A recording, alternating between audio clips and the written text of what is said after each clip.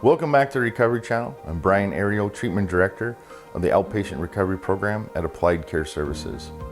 Today, let's talk about a skill that can help regulate emotions and kind of get you out of your body, out of that freeze, fight, or flight.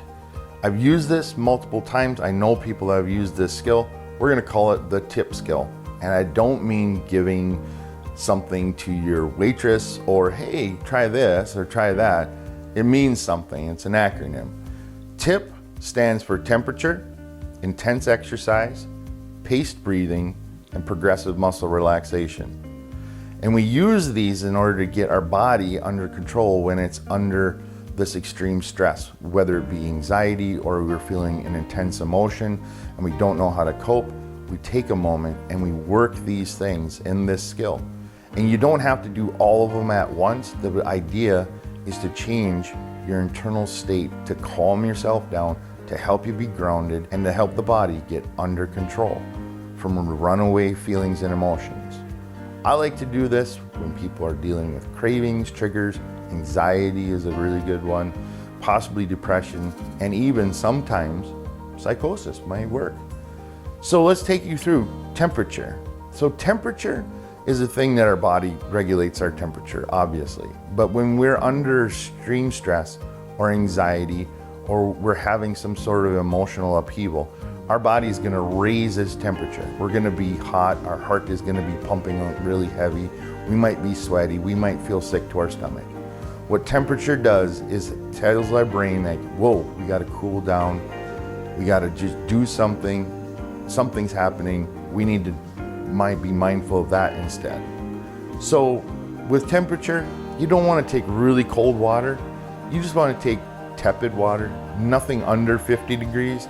Don't be forcing your face in an ice bath like you might see on YouTube, like Wim Hof. He's done this for years and years. But we just want to take some cool water or hold some ice cubes, splash it on our face, hold it on our neck. Not for a long period of time. We don't want to go frostbite Minnesota, 30 below degree weather or nothing. Just enough to where we feel a difference.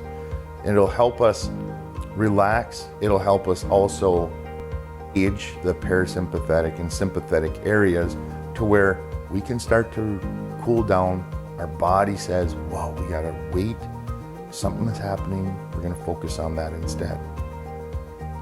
So I generally like to take some ice cubes, put them in my hands for a little while, so then I'm focusing on that. And plus, not only that, the blood circulates through your hands. You don't want to hold them till your hands cramp up, but that's one way to do it. Another way of doing it is to splash some cool water on your face, just really nice, like not too much. You don't have to force your whole head in a bucket of ice water, but just splash some cool water on your face, put some on the back of your neck. Do that a couple times until you start to feel better. And if that doesn't work, then we go to intense exercise. And I don't mean like running a marathon or anything, but just enough exercise to get your heart rate up, to get your blood flowing around your body, to get you out of that freeze, fight, or flight panic mode, or to dissipate the chemicals in our body, that stress hormone, cortisol. We want to get our heart rate up, get moving, we'll feel better. You don't have, like I said, you don't have to run a marathon or lift heavy weights. Simply walking up and down the stairs a couple times until your heart rate gets up is plenty good. Or some stationary exercise. Anything that will get your heart rate up and increase your oxygen intake is a good thing. Don't overdo it though. Next, we have paced breathing. Paced breathing is important, right? Paced breathing is where we want to average 4 to 6 breaths per minute. So we're calming things down.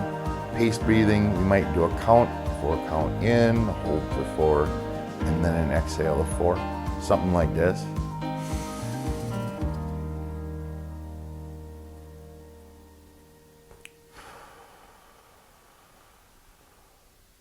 And do that cycle for a minute or 2 minutes till things settle down and we can become grounded and more mindful and aware of our body. The next one is progressive muscle relaxation. I like this one because I find out that I hold stress in my body or tension in my body in certain places. Because what we do with that is that we'll tense up an area of our body. We might want to start with our toes and work our way up, or wherever we feel stress. We want to tense it up, but not to the point of where we're cramping up or causing harm or discomfort in our body, but just enough to feel it relax. I usually feel tension in my shoulders and my chest, and sometimes in my jaw. So sometimes I might have to massage my jaw or tense up my shoulders and be really tense, kind of like this for a little while. Get real good and tense, and then slowly relax it out. Oh, that's much better. Tension is relieved, and I feel a little bit more relaxed because that tension in that part of my body is relaxed. It might not be completely gone, but I do feel a difference in that. So that is in essence the TIPP skill. You can use this anytime you feel out of control, but I would suggest using it, practicing it a few times, so when those times come on, you can go to it, you can use it, you can feel confident that's going to work. Practice first and then apply it. So challenge to you, practice this a few times, and then when you feel anxiety or depression, or you feel like use this skill to change your body, to change your mind, and to get out of those panicky situations. I hope that this is valuable to you and that you can use this skill whenever you need to. This is Brian Ario with the Outpatient Recovery Program at Applied Care Services. Have a good one.